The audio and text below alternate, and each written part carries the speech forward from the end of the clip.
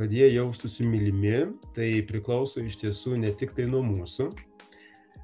Mes galim labai būti mylintis, labai švelnus, bet vaikas susidurs ir su ribomis. Tai čia amžinas klausimas turbūt, kaip suderinti tą meilę ir švelnumą su ribomis. Ir tai yra tikrai nesunkiai suderinama. Tikrai nesunkiai suderinama. Tik tai tėveliai, aš tame tarpe, nesusitvarkome štai su kuo.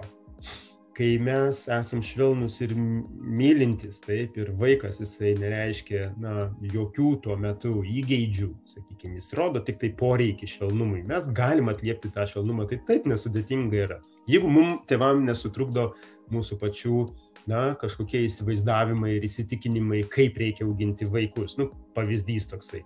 Neimk vaiko ant rankų, nes išlepinsi. Aš tikiuosi, jau tai nyksta, bet aš karts nuo karto vis dar išgirstu tai.